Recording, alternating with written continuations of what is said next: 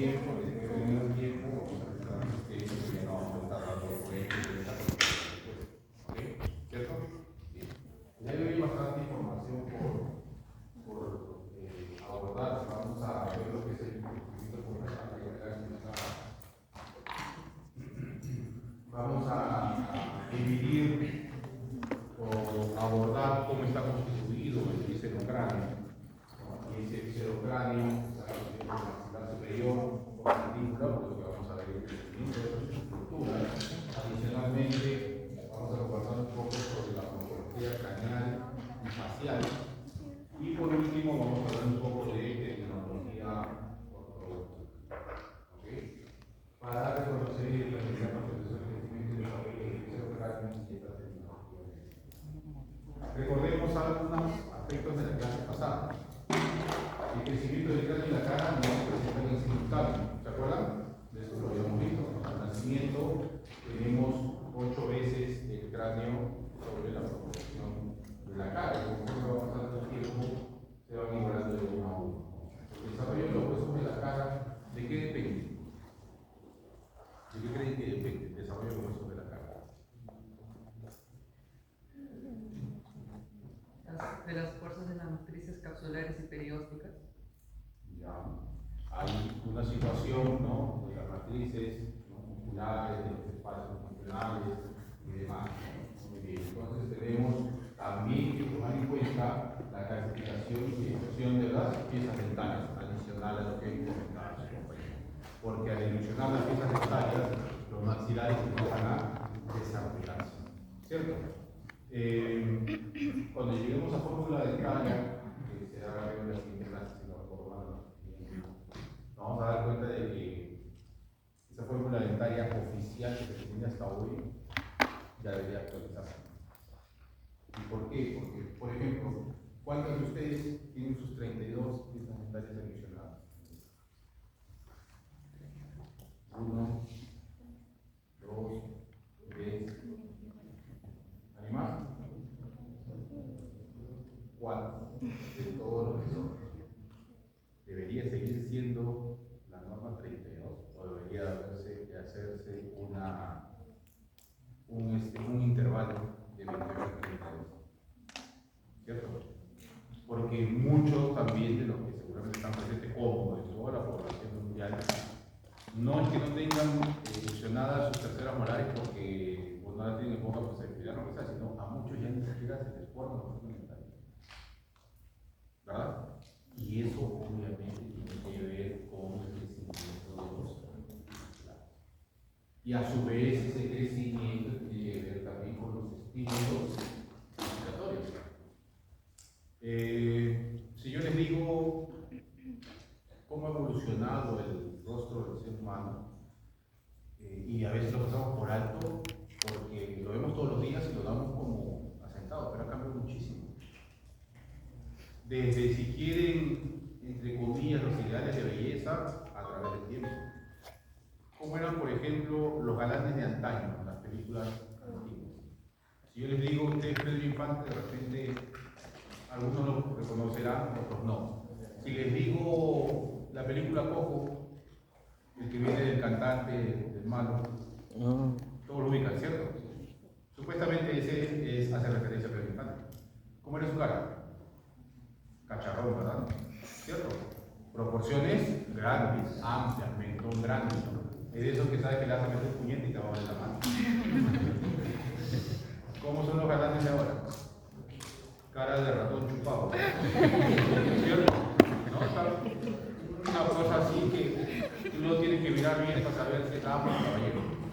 ¿Verdad? Proporciones chiquitas, cara de... Sí, bastante especial. Entrarán 32 dientes ahí. ¿Verdad? ¿Y eso debido a qué? Esta parte fundamental, el estímulo masticatorio. Anteriormente, ¿no?, le daban a la gente pues las cosas entre medias crudonas y era bueno, algo cocinado, un esfuerzo masticatorio. Hoy día llegan los manganzones a sus casas, ¿no? No, a mi hijito chancadito, ¿no? Licuadito para que no mastiquen mucho. A veces el amor ciego hace mucho daño. Y esas cosas madres que durante décadas han ido haciendo daño a toda la especie humana y ha hecho que los maxilares vayan decreciendo por falta de esfuerzo médico. ¿Okay? Es como, chicos, se calman por favor, es como cualquier actividad física, ¿no? El que va al gimnasio, ¿cómo tiene sus músculos? Y sus estructuras óseas fuertes, grandes, desarrolladas. El que nunca hace ejercicio más que mover los ojos para jugar hasta un intento, lo que sea, físicamente es una desgracia. Es igual. ¿Okay? Entonces, el viscerocráneo está constituido por la parte anterior del cráneo y comprende los huesos. La semana pasada vimos el neurocráneo, ¿verdad? Cómo crecía, cómo era la huella craneal, cómo crecían los huesos frontales, la base del cráneo, etcétera, etcétera. Hoy vamos a ver la parte del viscerocráneo, que es la parte inferior específicamente de la cara. ¿Okay? Y decíamos que está constituido, ¿no?, por la boca, obviamente acompañado por sus maxilares y mandíbula, la cavidad nasal y la órbita, ¿no?, gran parte de la órbita. Tenemos 14 huesos faciales. Estos 14 huesos faciales, recuerden que tenemos dos que son únicos. Uno, el pómulo, que siempre fue uno solo, y el otro, la mandíbula, que ciertamente inicia como dos estructuras óseas, pero que es el consolido y termina siendo una sola. ¿Verdad? ¿Sí? Ok, a todos los huesos que corresponden al viscerocráneo. ¿Ok? Y es lo que vamos a hablar con el Entonces, el maxilar superior, ¿no?, que es una de las estructuras del viscerocráneo, tiene un crecimiento paralelo de los planos palatinos, oclusales y mandibulares, ¿no? Siempre el crecimiento es uniforme en esos planos. En el maxilar superior y en el hueso palatino rigen el crecimiento de la parte superior de la cara. Es decir, cómo se desarrollen esas estructuras es cómo se va a desarrollar la cara en su conjunto. Recuerden que todo el ser humano está unido, encadenado, razón por la cual, como no avancemos en la cara, nos vamos a dar cuenta que inclusive el crecimiento de la base craneal va a influenciar en todo el desarrollo de las estructuras. ¿Okay? Según Graeber, ¿no?, el crecimiento en ancho y el desplazamiento hacia abajo y adelante son dos procesos simultáneos. ¿Qué quiere decir? Que el cráneo no se desarrolla un rato en ancho, otro rato hacia abajo y adelante, sino van de la mano en ese proceso de crecimiento. Entonces, si analizamos las zonas de crecimiento del maxilar superior en ancho, tenemos que tomar en cuenta, ¿no?, dos zonas específicas, a nivel palatino y a nivel visceral.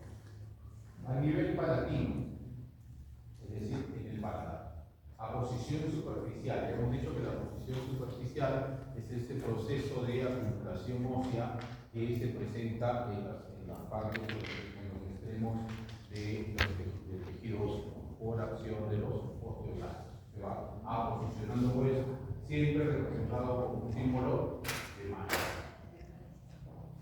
Sutura palato-palatina.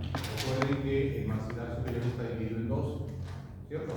¿Okay? Y que esta sutura no solamente crece de manera natural, normal, sino que también podemos, en unos tratamientos que se utiliza hoy por hoy con muchísima frecuencia, y que ya creo que se lo comentaba en la primera clase, la disminución del maxilar. Podemos separar la sutura interpalatina y hacer que el rostro crezca en ancho. Se puede lograr hasta 15 milímetros, cortísimo. Y 15 milímetros de crecimiento, mira, oye, este es a 15 milímetros. 15 milímetros en los maxilares, en cavidades, es un montón.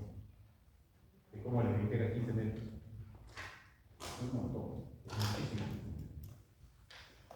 La sutura intermaxilar, ¿no?, que la podemos observar en la zona anterior, también es susceptible de esta disminución y también es uno de los centros de crecimiento en ancho del maxilar. A nivel cigomático, tenemos la estructura máximo cigomático, la unión del maxilar superior con el cigomático, que es una zona de crecimiento muy activa, y además la posición superficial social que acompaña a todas estas infraestructuras, ¿no? Va a permitir este desarrollo. Villur manifiesta que la altura media palatina es el factor más importante del crecimiento en ancho en la superior. Ya también mencionaba en la primera clase, ¿no?, qué sucede cuando se rompe el equilibrio bucal, ¿no?, la lengua deja empujar hacia afuera, cómo este crecimiento se ve afectado y los maxilares terminan de forma triangular. ¿Sí? ¿Recuerdas? Esa situación no es algo que lamentablemente pasa por alto en muchas consultas de los colegas y que trae consecuencias enormes, ¿no?, en un paciente. Enormes. Chicos, si quieren salir a conversar, pueden salir a conversar, ya pasamos su asistencia, yo no me molesto. Pero sí me molesto que acá estén a conversar. ¿Ok? ¿Sí? Cambiamos. ¿Escuchaste? ¿Tú qué estás haciendo?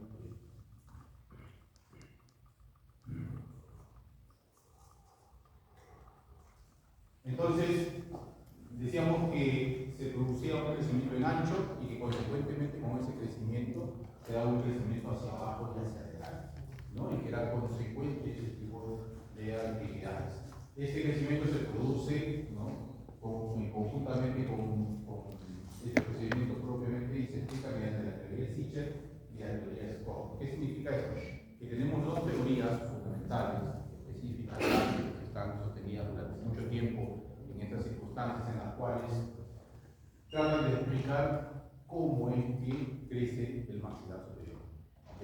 Y cómo se va a ir desarrollando.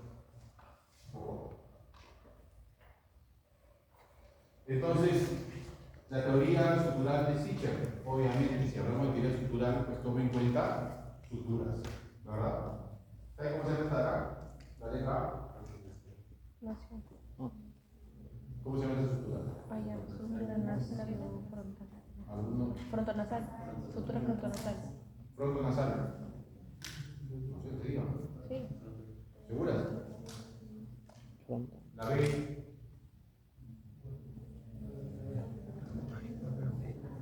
Nasopalatina. Cigomaxilar. Nasopalatina. Sutura cigomaxilar. No, esa ¿Qué sutura sería? La A, la B, la C, la D. Son las suturas que generan el crecimiento del maxilar hacia abajo del pseudogrande, reportadas ya como hemos mencionado por sí. Son centros de crecimiento activos. Ya se olvidaron la anatomía.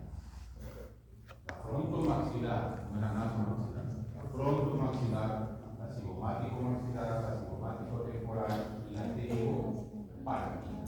¿Ok? Esas cuatro estructuras son las estructuras principales del crecimiento óseo del maxilar superior. ¿Ok? ¿Correcto?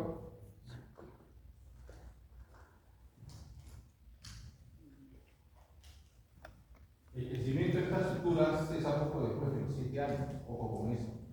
Con el comienzo de la dentición permanente, de acuerdo con el complejo esfenoepidural. O base general anterior. Después no hay crecimiento estructural, solo oposición y reabsorción superficial. Entonces, ¿qué quiere decir esto? Que el crecimiento de las estructuras estructurales de los niños no tiene un periodo muy grande, es un periodo corto. Y es un periodo corto que cuando las alteraciones óseas o esqueletales son bastante marcadas, no se puede desaprovechar.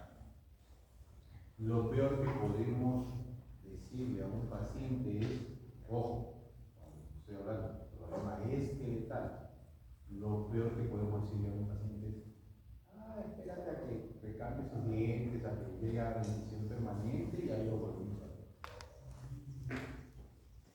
¿Y por qué es lo peor? Porque recordemos, por ejemplo, lo que hacen en la clínica San Juan de Dios.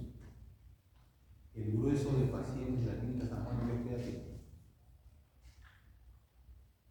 ¿Son mayores o son pequeñitos? Pequeños, ¿verdad? ¿Y por qué son los pacientes de la clínica San Juan de Dios pequeñitos? ¿Se han puesto a pensar eso?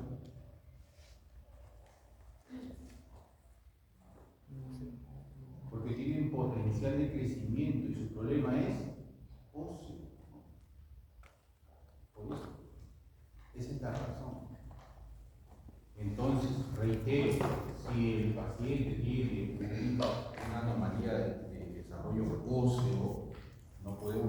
su casa por 5 o 6 años. Tenemos que aprovechar ese potencial de crecimiento en beneficios. Y aquí entra una parte con la cual luchamos muchísimo y que sinceramente todavía queda mucho por hacer ahí. Las interrupciones, la referencia. ¿A qué me refiero? ¿O a qué me estoy diciendo? Cuando ustedes terminen su carrera, hay un error muy serio que el 95-96% de ustedes van a cometer. Va a querer hacer todo. Va a querer hacer rehabilitación, va a querer hacer endodoncia, va a querer hacer estética, va a querer hacer odontopediatría, va a querer hacer ortodoncia, va a querer hacer todo. ¿Y cuál es el inconveniente con ello? Lo hacen porque piensan que, y en el momento lo ven como que económicamente más rentable. Pero ¿cuál es el inconveniente con ello? Que la gran mayoría se queda en esa regla, de dedicarse a hacer después todo. Y yo les digo a ustedes, con todo lo que ha avanzado la tecnología, ¿creen que pueden hacer todo bien? Superlativamente. Ese que dice o que cree que puede hacerlo todo bien, quizá no está haciendo nada. ¿Verdad? Amén. Amén. ¿Ustedes quieren ser a medias o quieren ser superlativas? Adicionalmente al tema económico y al nivel que ustedes puedan alcanzar en un área, viene la salud del paciente. Y eso es algo que dejamos de lado pensando en el paciente. Porque yo les digo, si fuera su mamá, su papá, sus hermanos, mañana más tarde, sus hijos,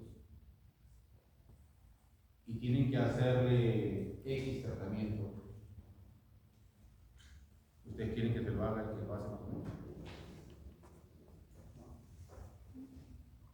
Recuerden una premisa, traten a sus pacientes como quisieran que los trataran a ustedes.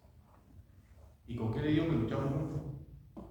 Hay un grupo no muy grande de colegas que sí nos refieren a los pacientes antes de enfocarlos, porque dicen, oye, no, esto tiene que verte el especialista de tal área. Pero hay un grupo grande que primero mete la pata y después ganándose 50.000 problemas y demás que a veces no cubren en nada o no cubren todo lo que regularmente. Y ahora aún, en algunos casos, con problemas ya irreversibles. Un egresado, justamente, de no hace muchos años de aquí. Y esta profesión que tenemos seguramente la estoy con ellos.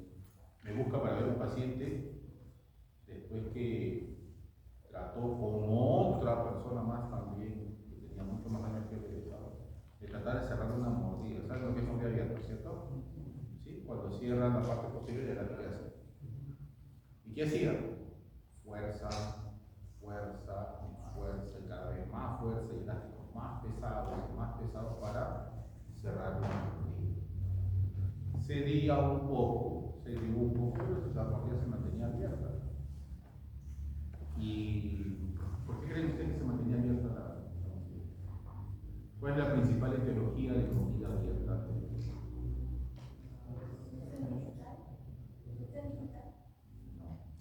La succión digital genera mordida abierta, pero con una característica particular. Dientes anteriores volcados hacia adelante y dientes inferiores volcados hacia atrás, porque hacemos esto. Esta parte hacia adelante, todo este cambio muy dañino, súper dañino, lo vamos a ver en hábitos deleterios. Pero hay otra situación que genera esta mordida abierta y que trae problemas muy serios.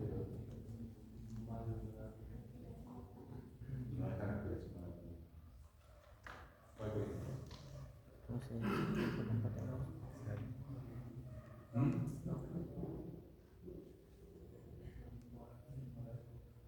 el patrón de deglución atípica o proyección lingual. ¿Qué significa esto?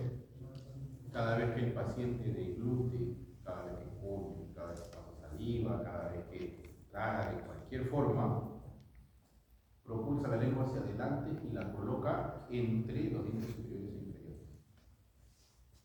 ¿Okay? Es un hábito muy típico y no crean que es raro. Una alta casuística. Lo que pasa es que no lo sabemos identificar. Y entonces, ¿qué sucede?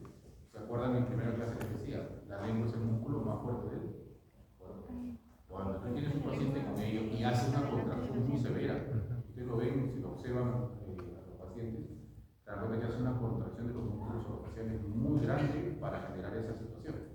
Entonces empuja con mucha fuerza, como consecuencia de la moqueta abierta. ¿Sería entonces la solución hacer fuerza para cerrar? ¿O tratar la etiología de la deglución atípica? Lógico, es la causa. Si tú no tratas la causa, ¿qué importa lo que hagas? Ese problema va a continuar. ¿Qué pasó con este caso? Por ahí en las prácticas, si quieren, me hacen acordar y yo se lo voy a mostrar. ¿Qué pasó con este caso, chicos? Cuando me lo refieren, todos los dientes anteros, superiores e inferiores tenían más o menos como promedio 2 milímetros de raíz. Todas las raíces destrozadas. ¿Y por qué todas las raíces destrozadas? Porque la fuerza en ortodoncia es una condición muy peligrosa. Y es muy peligrosa porque el paciente no lo siente, no se entera, no duele, pero la consecuencia al exceso de fuerza es la reabsorción, tanto ósea y sobre todo es decir, de raíces. Las raíces después que se reabsorben vuelven a crecer.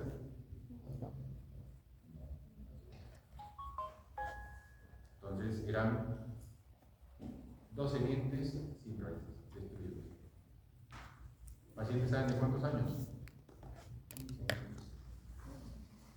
¿Cómo afrontan a un paciente y a sus familiares y demás, 15 años, a decirle que le han destruido 12 dientes? ¿Hay alguna forma?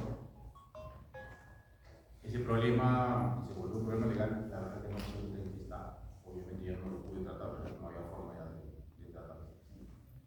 No sé qué hacer. 2 milímetros de raíz, eso tú le querías quitar el bracket y se caía por todo.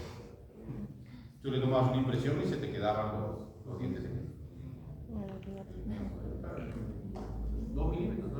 O sea, yo tenía tejido óseo que lo sostenga. En la práctica me hacen acordar, y porque lamentablemente no lo he puesto acá, me hacen acordar el muestro de la tomografía. Es increíble la reacción que han generado.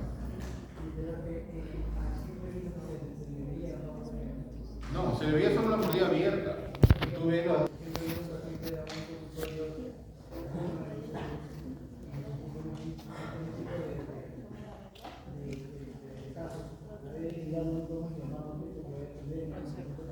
No, generalmente yo hago eso. No en los consultorios de todos o no en todos lados, en las dos clínicas que tienen en la línea propia. Y trato de ayudar a los alumnos. Pero, ¿la forma cuál es? Todavía no han metido la mano, ¿verdad? Es lo mejor. Cuando han metido la mano y se puede hacer algo, se apoya. Pero cuando no se puede hacer nada, ¿cierto? Y eso también, chicos, la experiencia para ustedes. En el área que sea, que ustedes vayan a trabajar, que vayan a dedicar, cuando le refieran a un paciente, nunca pasen por alto la evaluación previa, antes de tocar ese paciente. Porque si ustedes lo tocan, vamos a suponer que ese paciente hubiese llegado no referido, sino solito y decía, oye, no, es que quien me atiende no está y tengo una fiesta, la típica, ¿no? Tengo una fiesta, ¿puede cambiarme las liguitas? ¿No? Porque tengo una fiesta y quiero este color y no sé qué, no sé cuánto. Y tú de buena gente, entre comillas, pero de muy mongol, metes la mano y cambias la clínica. El paciente cuando venga el problema, va a decir, y él también me atendió. ¿Y qué dice el protocolo? Usted puede atender a un paciente a ciegas, sin exámenes clínicos, sin historia clínica, sin nada. ¿Puede meter la mano de frente? No. Espérate. Y eso, chicos, es muy importante. A veces vemos el tema de que, oye, se hizo, chicos, vuelvo a repetir, hija, si quieren conversar, vayan a conversar en un momento, pero dejen la curpuchada, por favor. A la tercera ya los invito a que vayan a conversar acá. Les decía entonces, a veces, oye, que se operó tal, ¿no? Se hizo una lipoescultura y se murió, ¿verdad? Eso hemos escuchado mucho. Y a veces lo digo, hay casos y casos. Y a veces dicen, no, mira, ¿y cuánto habrá pagado ese médico desgraciado que sigue operando y sigue tratando y todo lo demás, y etcétera, etcétera, etcétera, etcétera? Cuando vemos las cosas de un solo lado, no lo vemos de manera académica y científica. ¿Qué es lo primero que tenemos que saber de ese caso? Si esta persona que trató siguió el protocolo de atención. Porque si la persona, esta persona hizo su historia clínica, realizó los exámenes auxiliares correspondientes, hizo el procedimiento y todo lo que está establecido, ¿tiene culpa de algo? No. Está exento de culpa, por eso que sigue en la calle, por eso que sigue operando y por eso que sigue operando. ¿Y por qué razón? Porque recuerden que todo medicamento tiene efectos adversos. Un paracetamol, que seguramente todos ustedes han tomado una vez, ¿tiene efectos adversos o no? ¿Sí o no? Inclusive para algunos mortales. Entonces el tema es que si tú sigues los procedimientos y los protocolos y cumples con todo, te la tienes culpa. Por eso es que también, claro es que en otros casos si hay mala praxis, eso es otra cosa. Pero yo les digo en los casos en los cuales han cumplido con todo el proceso. Bien, vamos acá. La segunda teoría, ¿no? La teoría del cartílago nasal de Stock. Stock manifiesta que las 4 estructuras planteadas por Sicher son mecanismos secundarios de ajuste de crecimiento, pero que realmente quien empuja la maxilar superior hacia abajo hacia adelante es el cartílago, el septum nasal, el cartílago que empuja a la maxilar superior hacia abajo y hacia adelante. Es una discusión entre ambos autores. Entonces, mencionamos, ¿no?, que el maxilar superior tiene un desplazamiento primario por crecimiento del propio hueso, ¿verdad? Porque el propio hueso, si no está unido a nada, va a crecer. Desplazamiento espacial por crecimiento craneal, aumento del tamaño ocular de la cavidad nasal. Si todo lo que está circundante al hueso crece, pues ese hueso también crece. El maxilar, la razón por la cual sale hacia el cráneo, y tenemos un desplazamiento secundario por crecimiento sutural, ¿verdad? ¿Cuáles son las suturas? Recuerden, la fronto maxilar. ¿Cuál más? Cigomático. Cigomático maxilar. ¿Cuál sigue? Por último, están esperando que salga la chuleta. ¿Qué será? ¿Ah? Esas chuletas para los exámenes, pero no verlas.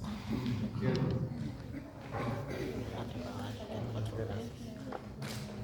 El luego manifiesta que el depósito del hueso en la tuberosidad también contribuye al crecimiento antes o posterior del músculo superior.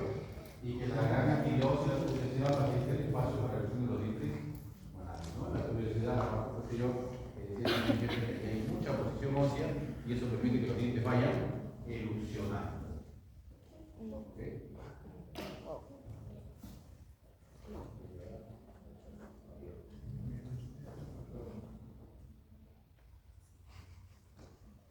Aquí vemos, ¿no?, cómo va cambiando la morfología de la cara en contraposición al proceso eruptivo de las piezas dentarias y las proporciones verticales que va tomando. Siempre decimos, ¿no?, los viejitos son como los niños, ¿verdad? Su comportamiento. Siempre se manifiesta eso. Verticalmente, la cara también es lo mismo. Porque cuando las personas ya que tienen bastante carrera, pierden todos sus dientes, parece que fueron, pierden qué cosa, dimensión vertical. Y al perder dimensión vertical, esa persona que puede tener N años, pues se ve 30 años mayor. ¿Verdad? ¿Han visto alguna vez a un joven, si empiezan a estar cómo se ve? Dando la oportunidad. ¿Y por qué se ve así? Porque la cantidad de tejido y demás que está presente en la cavidad oral, pues ya no se condice con la altura vertical que tiene el paciente. Y uno de los pilares de la altura vertical, aparte de los molares, son los caninos. Por eso los caninos nunca deben de extraerse. ¿Ok? Nunca deben extraerse. Se hacen todos los esfuerzos para mantener los caninos. ¿No? Mi mamá fue un odontólogo que dijo que era mejor quitarse los dientes en una cosa completa. Sí, pues eso se veía antes, lamentablemente. Eso se veía antes. Como que antes también agarraban, te tocaban la puerta, y decían, no, doctor, quiero que me saque ese diente. ¿Qué hacía el doctor? Puso su sacaba. Por cobrar. Entonces, esas cosas, chicos, son situaciones que deben estar totalmente desterradas. Totalmente desterradas. Miren, yo le digo una cosa. Es que les toca la puerta. Cuando ustedes ya tengan ejercicio profesional. Alguien les toca la puerta y dice, no, doctor, sáqueme ese diente. Y usted le dice, no, y le explica, se da el tiempo. Si no gane un centavo, se da el tiempo de explicar, de las razones, los motivos, las alternativas que tiene y todo lo demás. Así ese paciente se vaya en ese momento. Usted no va a el paciente. Le aseguro que ganan 5. Porque con el tiempo, cuando se presenten inconvenientes, ese paciente que en ese momento no se vio con ustedes, lo va a recomendar. ¿Y por qué? Pues decir, oye, no, ese doctor, esa doctora, sí, se presta el tiempo, te atiende, le toma interés a tu caso. No lo toma a la ligera. Es así, chicos. ¿Cuál es la mejor referencia que hay en la actividad profesional? El boca a boca. ¿Verdad? Lo que los pacientes prefieren. Es lo mejor. Y sobre todo, ¿no? En una actividad tan personalizada como la de nosotros. Porque es cierto, ¿no? Hay cadenas de clínicas y demás que tienen cierto éxito, o algunas con mucho éxito. Pero no es fácil tener una cadena de clínicas y que todo eso termine y que todos asocien tu nombre a esa cadena. Porque esta profesión es mucho de que, no, yo no quiero que lo haga él, quiero que lo haga el otro. ¿Verdad? Va mucho hacia el prestigio personal. Y es algo que usted tiene que construir de ahora. Crecimiento de la mandíbula, la parte inferior del bíceps cráneo. Al nacimiento de la mandíbula está menos desarrollada que el maxilar. ¿No? Si ustedes recuerdan cómo nace una criaturita, siempre su mandíbula un poquito hacia atrás, ¿cierto? ¿Verdad? Más pequeña. Formada por dos huesos separadas en la línea médica. En esa línea médica, cartílago, que tiene conjuntivo y pues sencillamente ya lo que tenemos ahí en esa. Las mitades se fusionan al final del año en ese sentido. Queda consolidado como una sola estructura. Gracias por la comunicación. Gracias por la comunicación. He visto el desayuno de hace unos días.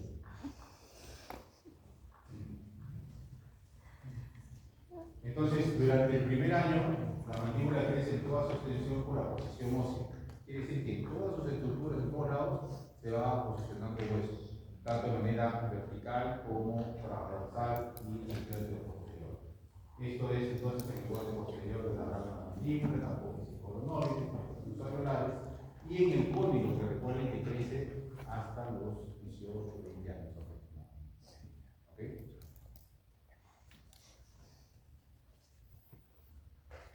También aquí Sichel, ¿no? Pone su aporte y menciona que el crecimiento por la protección del cartílago es el principal centro de crecimiento que se encuentra a nivel del cónigo. Entonces, a nivel del cónigo tenemos una situación muy particular, ¿no? Que origina el crecimiento en sentido vertical y posterior. Es decir, el cónigo crece hacia arriba, ¿no? Y hacia atrás. y que produce un desplazamiento concomitante a ello de la mandíbula hacia abajo y hacia adelante.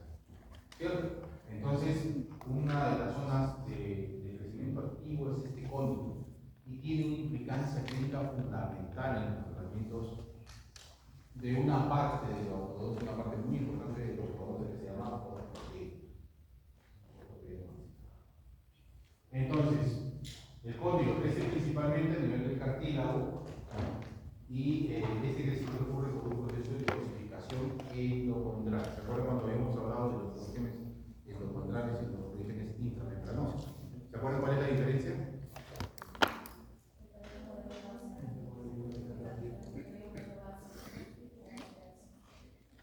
¿Cuál es directo, cuál es indirecto? ¿Qué crecimiento es directo, qué crecimiento es indirecto?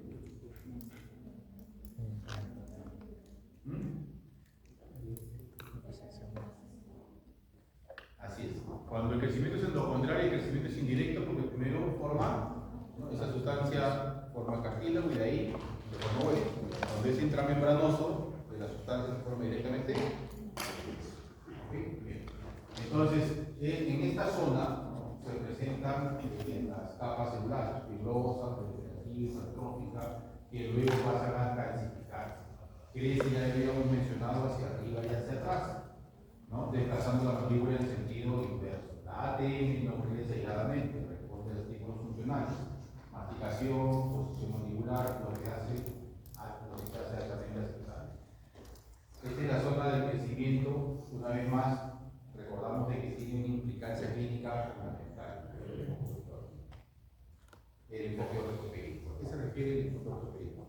Si yo tengo un paciente con deficiencia de desarrollo mandibular, puedo estimular el desarrollo del cartílago y la nueva posición de la mandíbula.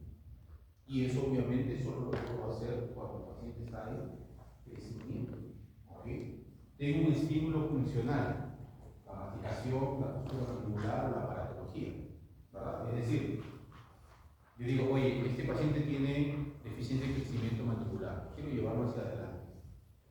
Voy entonces a pensar, primero cómo mastica, si hay deficiencia en la masticación, mi hermano lo puedo apoyar en ello. Su postura mandibular, si hay deficiencia de crecimiento, ¿va a estar hacia adelante o hacia atrás? Retrasada, hacia atrás. Entonces, ¿qué tengo que hacer? Colocar una aparatología que tenga como principio, ¿qué cosa? Lograr una posición más anterior de la mandíbula. ¿Verdad?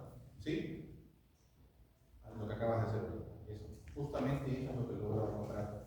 Miren, un aparato funcional, usted tiene maxilar superior y maxilar inferior. En el momento que lo instalan, hace esto. ¿Qué es lo que toma el tiempo? Que esa posición se mantenga y se consolide cuando ya el aparato no esté.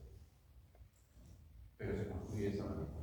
Entonces tenemos una aparatología específica para que lo use. Luego viene la activación del cartílago condilar, porque ya lo pusiste más adelantado. Entonces el cartílago secundario es adaptable, puede cambiar, puede modificar. Hay una proliferación y diferenciación celular, ¿no? Es decir, en esa nueva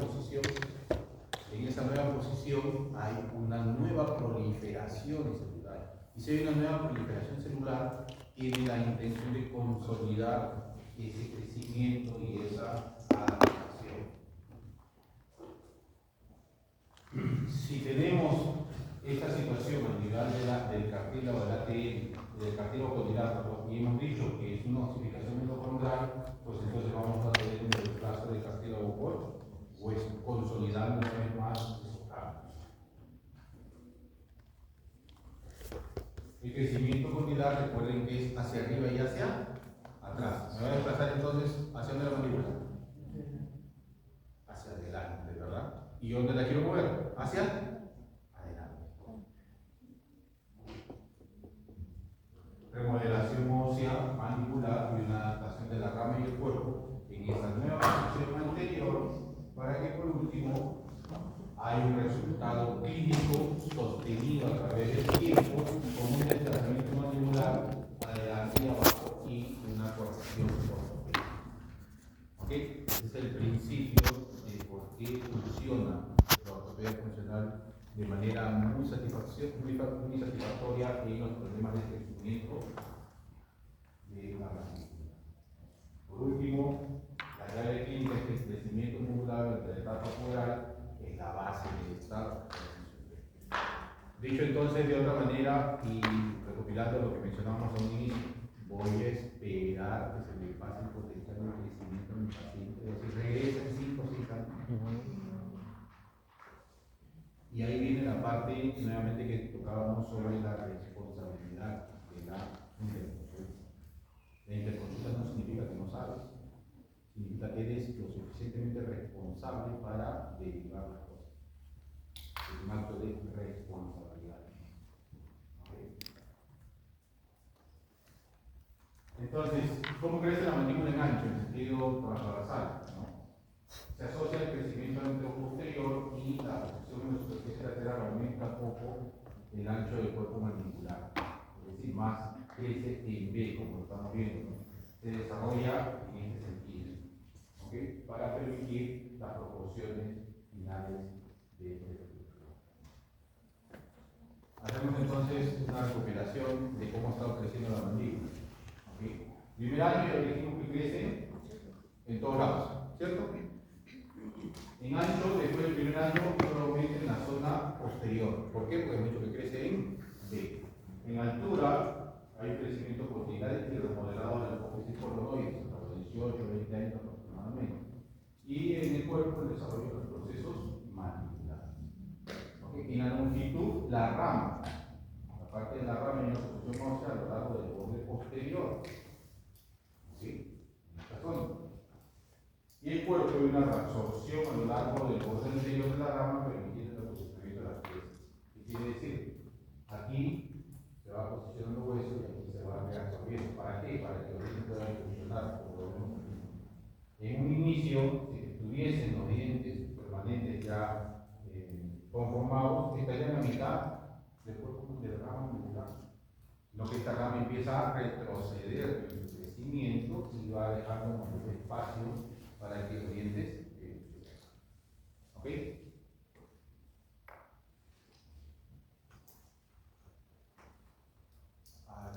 Bueno, morfología craneofacial.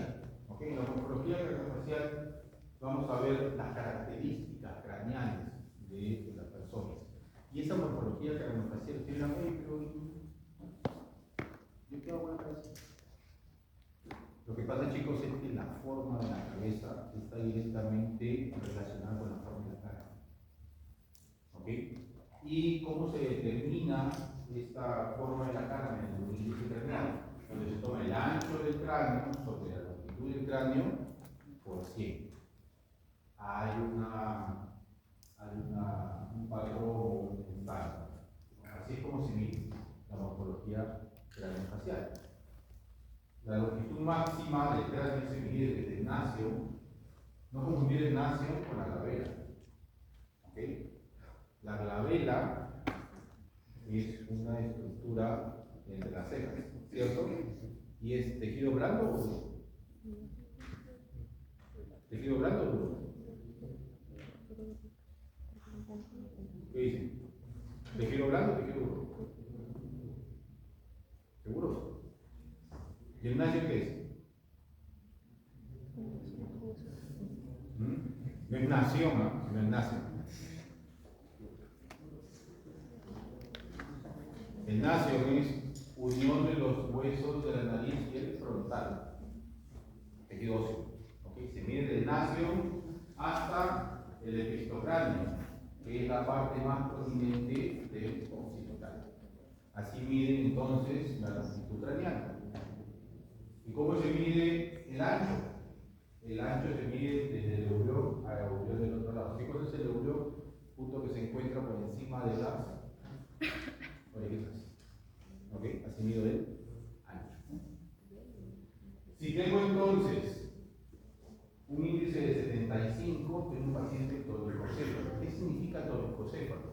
Que tiene una cabeza angosta, estrecha, más larga que ancha. ¿Ok? Si tengo entre 75 y 79,9, tengo un mesocéfalo.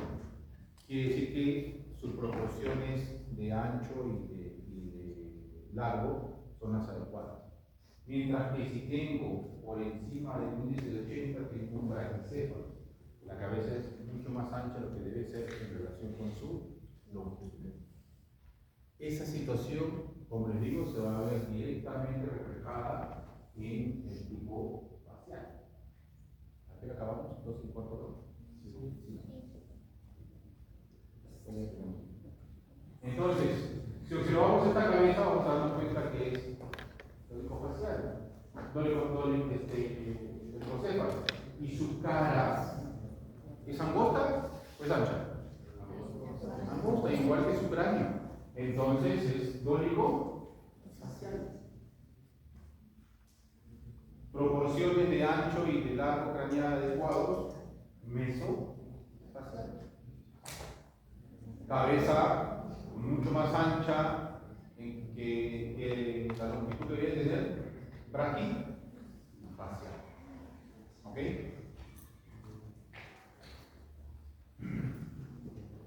Solo esa constitución del tipo de fase de un paciente nos da un montón de información, muchísima información. Por ejemplo, miren este surco que se genera aquí. ¿A qué creen que se debe?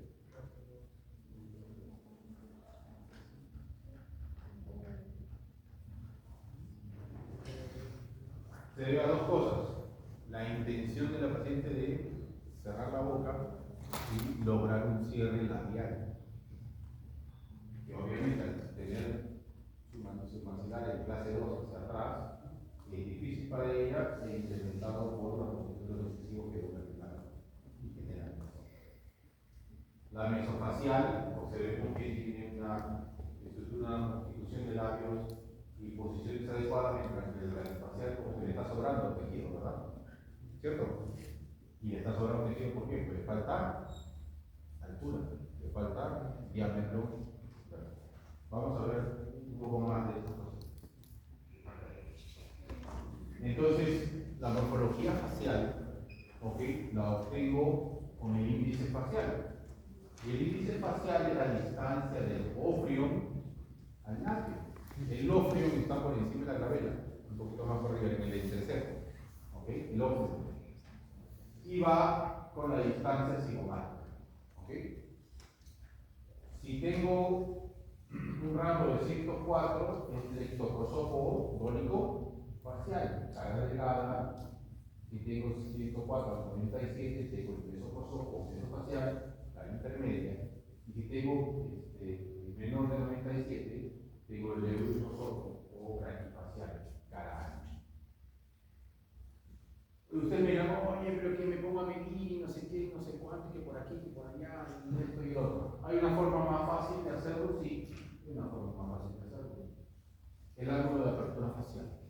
El ángulo de apertura facial toma en cuenta el canto externo de cada una de las órbitas y traza una línea hacia el mentón, hacia la parte interna del mentón, en la zona donde se unen los dos pasando por las comisuras. ¿Ok? ¿Sí? ¿Comprendieron? Hace esto, ¿no? Una línea que pasa por las comisuras y se unen en el medio. Cuando esa unión forma un ángulo de 45 grados, más o menos 5 grados, estoy ante un mesofacial.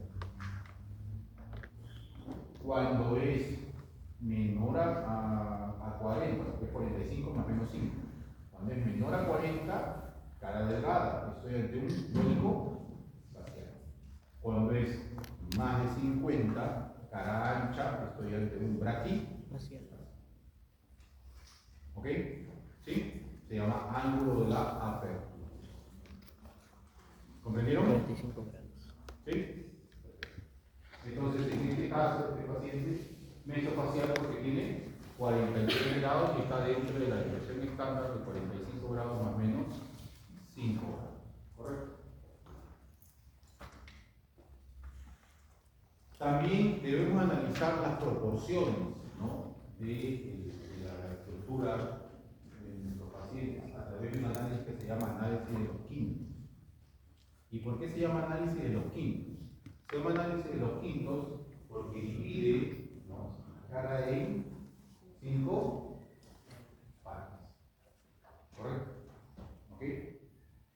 Tenemos el quinto externo del lado derecho, el quinto intermedio del lado derecho, el quinto medio, el quinto intermedio del lado izquierdo y el quinto externo. Y eso te permite, ¿qué cosa? Hacer mediciones y comparaciones proporcionales entre el lado derecho y el lado izquierdo por sectores. Normalmente todos somos asimétricos. ¿Y qué lado tenemos más grande? ¿Derecho o izquierdo? De la cara. ¿Derecho o izquierdo? El izquierdo. Normalmente la especie humana tiene ligeramente el lado izquierdo un poquito más. Ligeramente. ¿Cuánto? Milímetros. Cosas que son imperceptibles al rostro. Cuando es perceptible a simple vista, obviamente hay una simetría mucho más grande. Entonces, podemos determinar no solamente las proporciones entre las zonas de la cara, sino también nos da este análisis de los quintos dos datos muy importantes: el ancho nasal y el ancho comisurario. Observemos aquí, ¿no? Decimos, hacemos puesto, ¿no?, para ir en orden. No existe balance en los quintos. ¿Y por qué no existe balance en los quintos? Porque si medimos, no, eso va a nivel del extremo cigomático, ¿cierto? Va al canto externo del ojo, canto interno, canto externo, zona cigomática. Entonces decimos, oye, aparte de darme esas proporciones y demás, tengo que analizar el ancho nasal. Aquí hemos colocado que es adecuado en el lado izquierdo e inadecuado en el lado derecho. ¿Pero por qué? ¿Por qué es adecuado en el lado izquierdo? Porque si observamos la línea que corresponde a este trazado de la análisis cognitiva, que va por el canto interno del ojo, coincide con el borde externo de la nariz. En cambio, en el otro lado, este trazado no coincide con la zona interna externa de la nariz. ¿Se dan cuenta? Quiere decir que en el lado derecho es inadecuado porque está menos ancho, está más deprimido de lo que debería de estar. ¿Comprendieron? Mientras que el ancho comisural hemos puesto inadecuado en el lado derecho, adecuado en el lado izquierdo. ¿Por qué? Porque en las comisuras se traza una línea que tiene que coincidir con el borde de la zona auricular. ¿Ok? Mientras que de la córnea, mientras que vemos que aquí no coincide. ¿Se dan cuenta? Por eso decimos, oye, el lado izquierdo es coincidente con el lado derecho. Antes que hiciéramos estas líneas, el rostro del niño parecía que era simétrico, ¿verdad? Pero nos damos cuenta que hay una asimetría. Y solo es posible haciendo trazados en fotografía. No hay forma que esté mirándolo, digamos, oye, salvo que fuera una simetría muy grande. ¿Ok? ¿Sí? Entonces tenemos cuenta que es asimétrico. ¿Ok? Y adicionalmente, si observamos la mandíbula, que hay una lateral de desviación, ¿no?, hacia el lado izquierdo, que la mandíbula está ligeramente.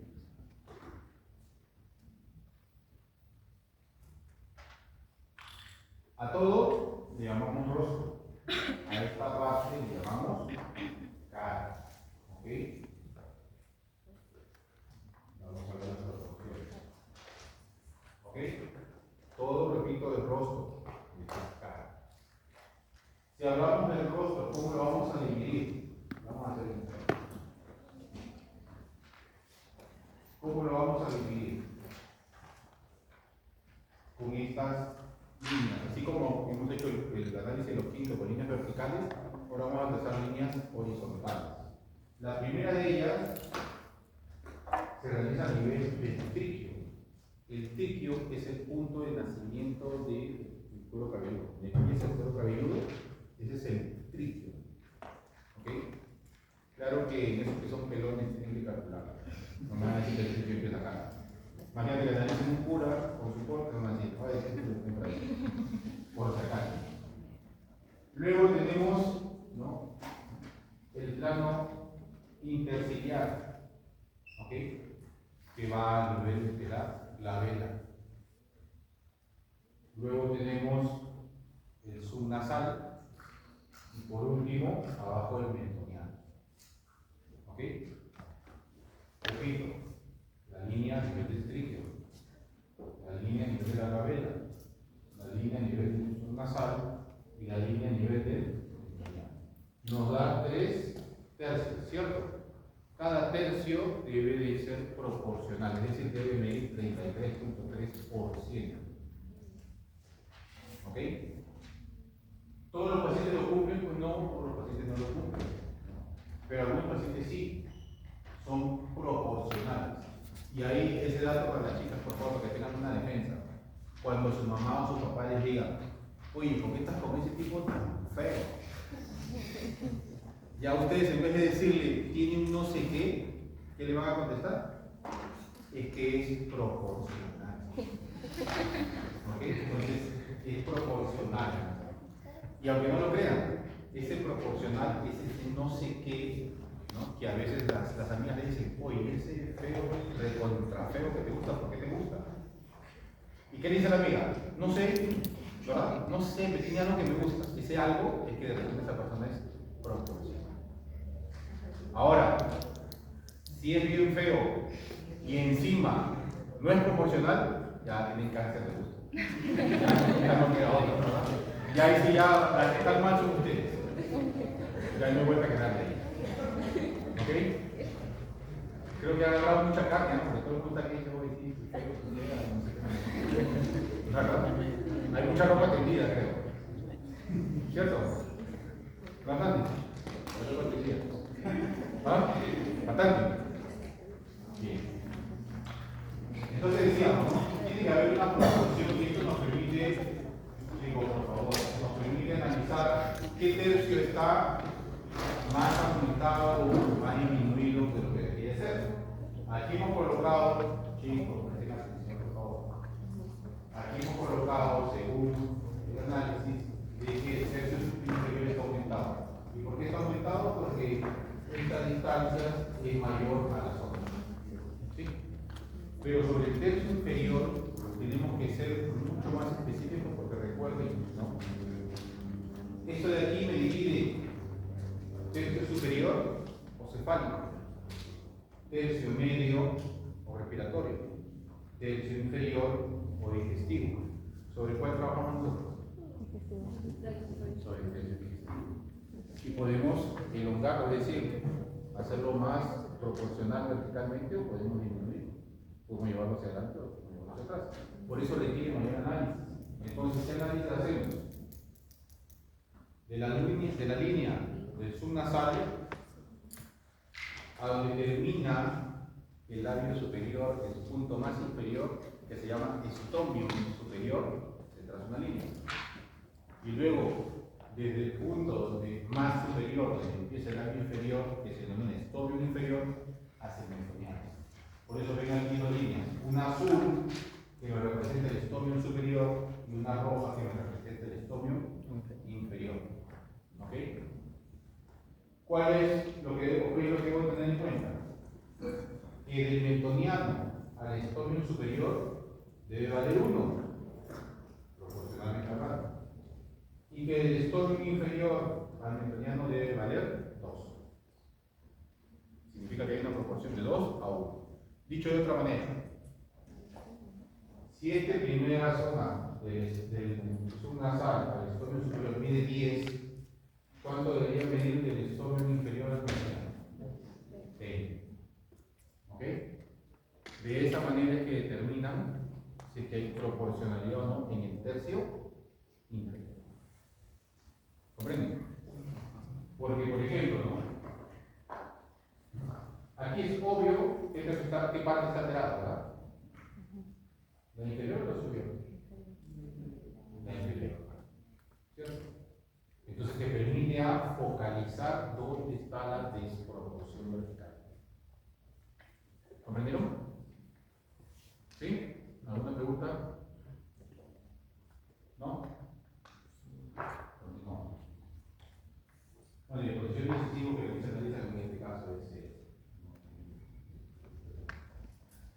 de perfil. ¿Ok? El perfil, chicos, se va a evaluar de dos formas. ¿Ok? El perfil en sentido antero-posterior, es decir, de delante hacia atrás, y el perfil en sentido vertical. El perfil en sentido antero-posterior, creo que también se ve aquí. Se traza una línea de la glabela al subnasal y del subnasal al mendoniano. Y este ángulo que se forma es el que se mide. ¿Ok? Cuando ese valor tiene que decir entre 165 y 175 grados, decimos que el perfil es recto. ¿Qué significa? Que no hay una alteración en la posición ni del maxilar superior, ni adelante ni atrás, ni del maxilar inferior, ni adelante. Perfil recto. De 165 a 175 grados. Cuando tengo valores menores a 165 grados, es decir, tengo 160 por ejemplo, voy a decir que tengo un perfil convexo. Y cuando tengo valores mayores, un perfil cóncavo. Para que quede claro, ¿qué cosa es convexidad? ¿Qué cosa es concavidad? ¿Qué es convexidad? ¿Protuberancia o declive? Protuberancia, ¿cierto? Analicemos entonces. Si yo tengo, vamos a poner 160 grados, significa que estas líneas están más cerradas, ¿cierto? ¿Por qué podría ocurrir en cuanto a posición de maxilar mandíbula? Correcto, clase 2. Pero en posición, a ver, en posición de mandíbula o de maxilar. ¿Cómo se ha alterado? ¿Cómo? Por ejemplo, una de las condiciones que me va a generar un perfil convexo es que la mandíbula se encuentre más hacia atrás.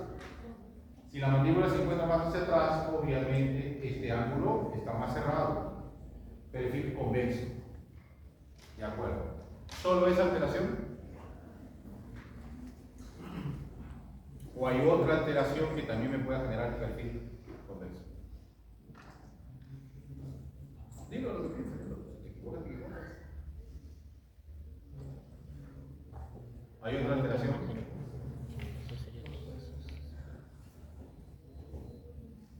¿Está correcto lo que estás pensando? Dilo.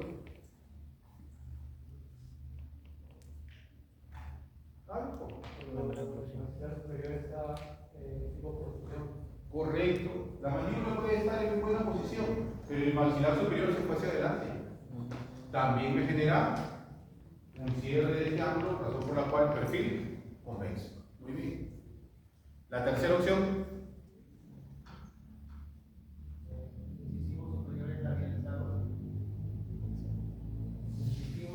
Va de la mano con maxilar superior hacia adelante. O sea, estamos hablando de posiciones maxilares. Una era mandíbula hacia atrás, maxilar superior en posición. La otra era mandíbula en posición, maxilar superior hacia adelante. ¿Cuál será la tercera? La alteración de ambos, ¿verdad? Maxilar superior hacia adelante, maxilar inferior hacia atrás. Se voy a tener súper convexo ese perfil. ¿Cierto? Perfecto. ¿Cuándo va a ser cóncavo? Tomando igual esos tres criterios que acabamos de ver. ¿Cuándo va a ser cóncavo? Perfil cóncavo. Recordemos valores mayores a 175. Vamos a poner que tengo 180, 185. Uno de ellos, maxilar en su posición, mandíbula hacia adelante. El segundo, maxilar superior hacia atrás, mandíbula en posición. Y el tercero, ambos, ¿verdad? Maxilar superior hacia atrás, mandíbula hacia adelante. ¿Correcto? Perfecto. Entonces, el perfil cóncavo se asocia con una clase 3. ¿Ok? Clase 3, que puede ser esqueletal o dental. Mientras que el perfil convexo se asocia con una clase 2. Que de igual forma puede ser esqueletal o puede ser dental. ¿Ok? ¿Quedó claro? ¿Sí? Entonces tenemos para este paciente un perfil convexo, 162 grados. Tipo de perfil vertical, la segunda forma de analizar el perfil. Tenemos que trazar dos planos. ¿Cómo se llama? El plano de Frankfurt no es porque el plano de Frankfurt toma libra horizontal. Perfecto. El plano de Campbell. Muy bien. ¿Y el otro? El plano mandibular. Presten atención aquí. Cuando ambos planos se unen, se intersecan inmediatamente por detrás de la oreja, estamos ante un paciente normodivergente.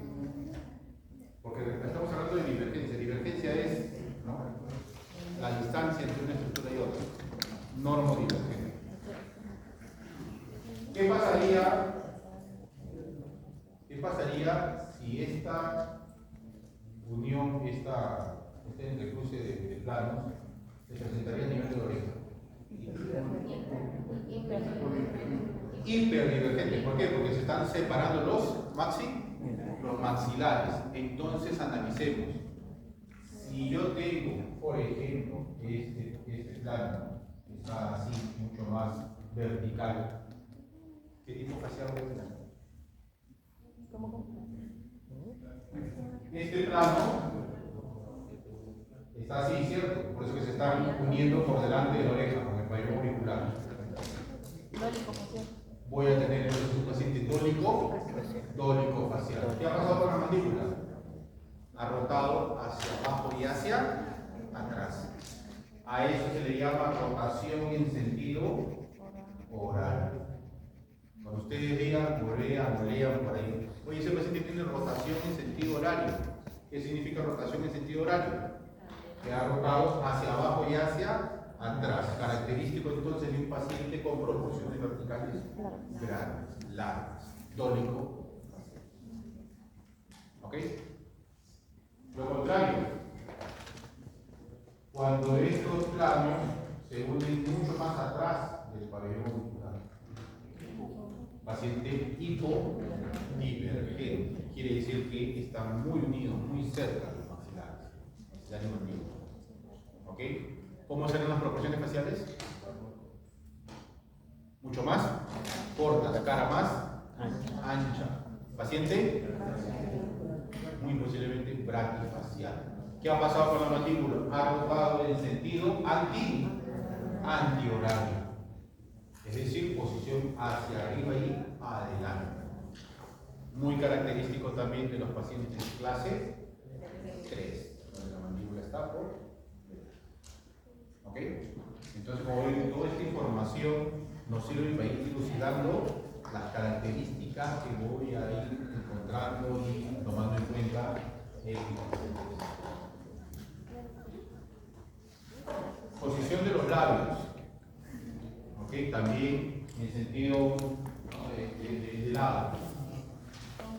Tenemos una línea estética, chicos, ¿ya? Y esa línea estética le llamamos línea S de Steiner. Va de donde terminan los orificios de las fosas nasales hacia el meridiano. Los labios deben de estar ambos, el superior y el inferior, sobre esa línea. El borde anterior de los labios debe estar sobre esa línea. Como observamos aquí que no se encuentra el superior sobre la línea, sino está más atrás, igualito como cuando analizamos el perfil en sentido anterior-posterior, será un perfil cóncavo. Muy bien, cóncavo. ¿Por qué? Porque el maxilar superior está hacia atrás, la mandíbula está en su posición, o el labio superior está en su posición. ¿Cuándo también podría ser cóncavo? Cuando el labio superior esté en su posición y el inferior esté hacia adelante, también sería cóncavo. O el labio superior ahí hacia atrás y el inferior hacia adelante. ¿Cuándo sería convexo? Tuvimos hace un rato. ¿Cuándo sería convexo? El labio superior sobrepasa la línea. Labio superior hacia adelante en la línea, labio inferior en la línea. Cóncavo para atrás. En lo siguiente, labio superior en la línea, labio inferior hacia atrás de la línea, o también labio inferior hacia atrás de la línea, labio superior por delante de la línea. Entonces, en esas tres opciones, la posición de los labios me daría ese tipo de perfil. ¿Ok? ¿Sí?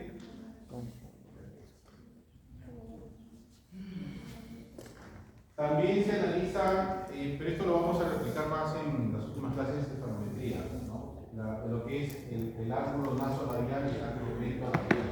Se trazan líneas de tejido blando para analizar esas estructuras, ¿no?